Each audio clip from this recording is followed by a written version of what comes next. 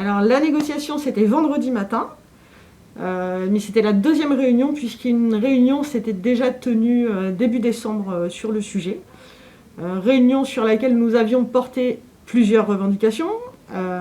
Une revalorisation des mini-grilles de 2%, sur la base de la reconnaissance du travail des salariés pendant cette période de confinement qui a été très compliquée, puisque c'est bien en venant travailler ou en travaillant de la maison, en télétravail, en mode dégradé, que les salariés ont permis que les entreprises restent ouvertes, qu'elles puissent continuer de fonctionner.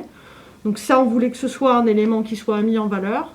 On veut aussi que les grilles de la métallurgie soient positionnées comme compétitives indirectement, même si c'est un terme qui est souvent utilisé plus par le patronat que par nous.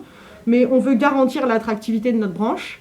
Et on veut que les salariés qui sont aptes à relever les défis industriels de notre temps nécessaires puissent avoir envie de venir travailler dans notre branche industrielle.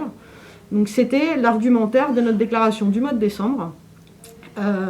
Donc on les a rappelés sur cette deuxième séance, puisque il y a plus d'un mois entre les deux séances, le patronat attendant des chiffres d'indicateurs pour leur permettre de situer une revendication. Donc, toi, qu'est-ce que tu as pensé, Baptiste, des chiffres qui nous ont amenés en en déclaration liminaire de cette séance de négociation, économiquement parlant? Écoute, Edith, ça repose quand même les données sur des données un petit peu floues. Notamment, ils utilisent un indicateur d'augmentation des prix qui est pour le moins contestable. Il la présente comme étant une référence, mais qui ne mesure pas nécessairement ou de manière peu efficace l'augmentation du coût de la vie. Et du coup, ils se servent de cet indicateur pour justifier une revalorisation salariale faible, ce qui est bien entendu un peu pour le moins contestable. Alors on sort avec quel résultat ? On sort avec le résultat d'une revalorisation des mini imposée, je dirais, par le patronat à 0,7% et signée par les autres organisations.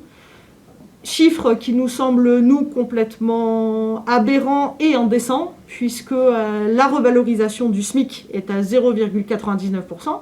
Donc accepter ce chiffre de 0,7, c'est aussi accepter le tassement des grilles, accepter que dans les territoires, la référence d'augmentation, puisque les mini, c'est souvent la référence d'augmentation dans d'autres négociations, se limite à 0,7%.